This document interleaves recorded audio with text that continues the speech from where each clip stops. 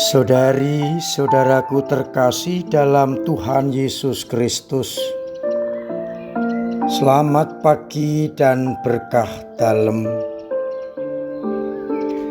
Kita bertemu kembali dalam renungan harian kita, Kamis 6 Oktober 2022.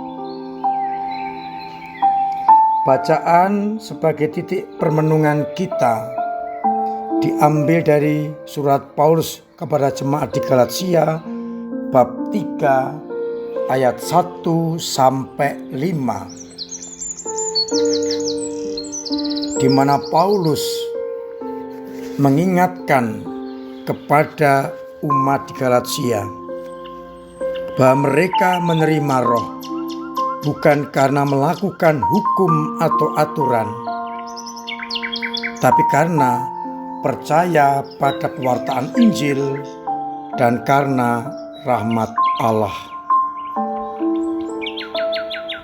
Sedangkan pada bacaan Injil dari Injil Lukas bab 11 ayat 5 sampai 13, Yesus meneruskan pengajarannya bagaimana berdoa dengan benar. Digambarkan seorang sahabat yang meminta pertolongan kepada sahabat yang lain karena kedatangan tamu. Yesus menegaskan, kalau kita mencari, maka kita akan mendapatkan. Kalau kita meminta, kita akan menerima. Kalau kita mengetuk pintu, maka pintu akan dibukakan bagi kita. Kalau kita yang jahat tahu memberi yang baik kepada anak-anak kita, apalagi Bapa yang baik akan memberikan kepada kita roh yang kita perlukan.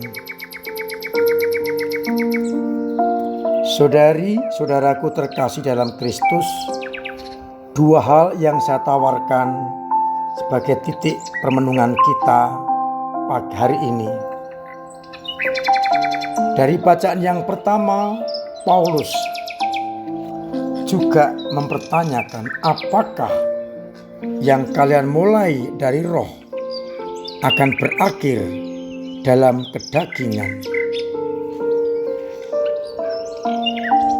Seharusnya yang diawali dengan roh juga akan berakhir dalam roh pula.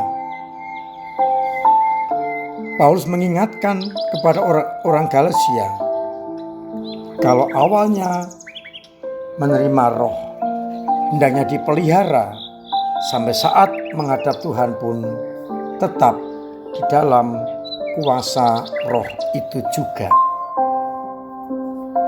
Dengan demikian, kita pun ditantang dalam hidup ini selalu berpegang pada roh yang kita terima saat kita dipermandikan. Kita mengawali dengan menerima Roh Kudus dalam baptisan dan akan mengakhiri dalam kematian juga di dalam Roh Kudus itu. Sehingga tugas kita adalah mempertahankan roh itu di dalam kehidupan sehari-hari. Pertanyaannya, selama hidup ini, apakah kita selalu mengikuti, mendengarkan, dan melaksanakan bisikan serta gerakan Roh Kudus Allah sendiri? Ataukah kita masih sering mengikuti kedagingan kita? Harapannya kita yang dipilih menjadi anak-anak Allah berkat roh juga akan mengakhirinya dalam kematian dalam kasih Roh Kudus itu sendiri. Sedangkan pada bacaan Injil, Yesus mengajak kita untuk tidak bosan, terus-menerus meminta tentu dengan cara yang benar. Yang namanya meminta tergantung yang memberi. Dan Allah yang baik akan memberi apa yang kita perlukan yang membawa keselamatan. Kalau yang diminta itu membahayakan, pasti tidak akan diberikan. Namun Allah menjanjikan lewat Yesus Kristus, kalau kita minta, pasti akan diberi. Kalau kita mencari, pasti akan mendapatkan. Kalau kita mengetuk, maka pintu akan dibukakan. Dasarnya adalah Bapa yang sangat baik kepada manusia. Kalau kita ini tahu memberi yang baik kepada anak-anak, apalagi Bapa yang di surga akan memberikan apa yang kita minta. Yang diberikan Bapa adalah yang terbaik untuk kita, yang menyelamatkan dan bukan membahayakan.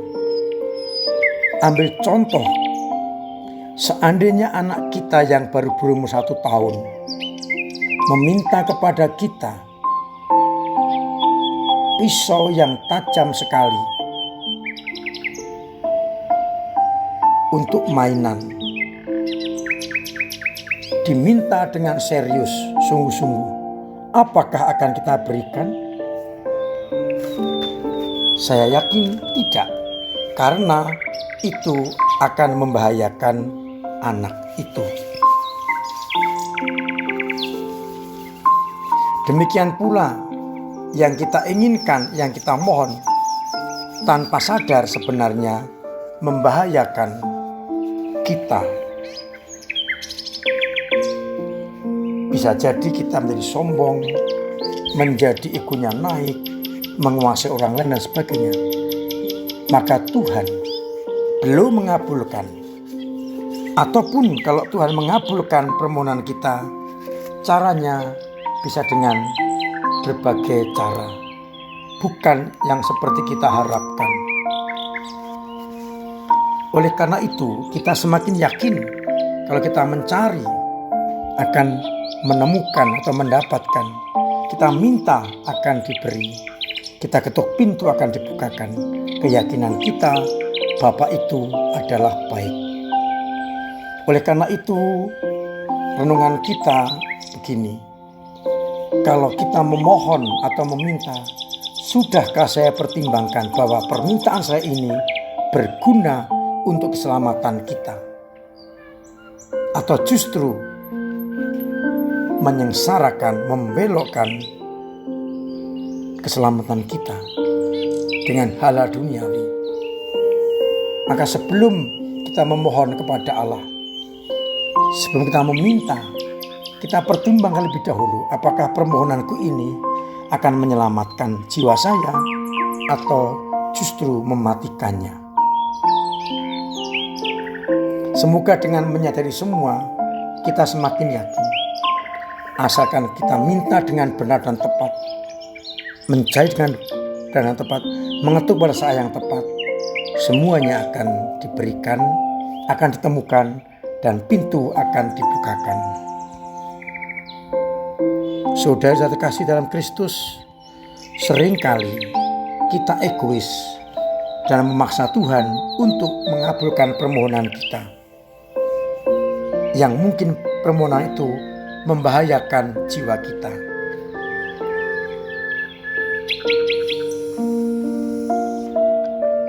Kalau demikian, maka kita akan bisa mudah mengerti, seandainya permohonan kita belum dikabulkan, kita mengerti, kita sabar, dan terus kita minta, mengetuk, dan mencari. Kita tidak memaksa Tuhan, tapi kita yakin dengan permohonan yang tak jemu-jemunya, kita pasti akan mendapatkan apa yang terbaik untuk kita dan apa yang kita perlukan. Saudari-saudaraku terkasih dalam Kristus, semoga permenungan pagi ini menjadikan kita semakin yakin bahwa apapun juga yang kita cari akan ditemukan, yang kita minta akan diberi, yang dimana kita mengetuk pintu maka akan dibukakan. Karena kita yakin kalau kita memohon dengan tepat, Allah yang Maha Baik akan mendengarkan. Tuhan memberkati kita sekalian. Amin. Marilah kita berdoa. Bapa yang penuh kasih, kami bersyukur karena Engkau telah mencurahkan Roh kepada kami, yang harapannya kami ikuti, kami dengarkan, kami renungkan bisikan-bisikannya, agar kami hidup dan karya-karya kami senantiasa sesuai dengan kehendak-Mu. Dan dengan demikian, kami akan tetap menjadi anak-Mu yang siap untuk masuk dalam kerajaan-Mu. Bukan hati kami bagi sabda-Mu, agar hati kami senantiasa peka akan gerakan dan bisikan Roh Kudus-Mu, sehingga apa yang kami mulai dalam Roh Kudus akan kami akhiri pula dalam Roh Kudus, sehingga tugas kami adalah senantiasa mendengarkan bisikan Roh Kudus Allah itu sendiri. Ya Bapa, kami mencurahkan Roh-Mu kepada umat di Park Kudus ini, agar mereka yang sakit Engkau sembuhkan, yang punya beban berat Engkau ringankan, yang punya masalah dengan ekonomi Engkau bantu. Dan semoga mereka tetap setia mendengarkan gerakan Roh Kudus-Mu dan bukan kedagingan, agar mereka tetap menjadi anak-Mu yang setia. Kami juga mohon roh kesembuhan bagi Nawanto yang sedang sakit. Semoga Engkau jamah, Engkau sembuhkan, sehingga boleh beraktivitas seperti sedia kala untuk memenuhi kebutuhan keluarga. Kuatkan dia, istri dan anak-anaknya. Bapa, kami percayakan keluarganya hanya ke dalam tangan kasih-Mu. Dan akhirnya semoga Engkau berkenan melimpahkan berkat atas kami semua, Bapa dan Putra dan Roh Kudus. Amin. Marilah kita berdoa. Semoga semua orang yang menderita senantiasa dijamah oleh Roh Kudus itu sendiri. Saudari-saudariku terkasih dalam Kristus, saya tetap mengingatkan agar kita semua mematuhi protokol kesehatan, hidup sehat, perkuat imun, vaksinasi booster, pakai masker, cuci tangan, jauhi kerumunan. Harapannya dengan demikian kita dijauhkan dari virus corona.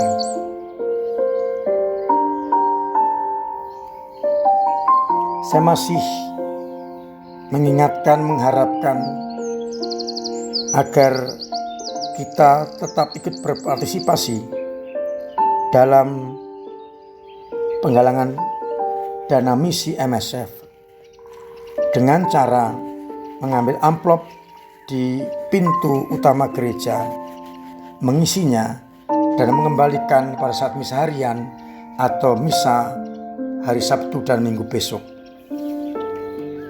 Semakin banyak yang berkontribusi, maka semakin banyak pula para misionaris yang bisa dikirim ke tempat-tempat yang jauh.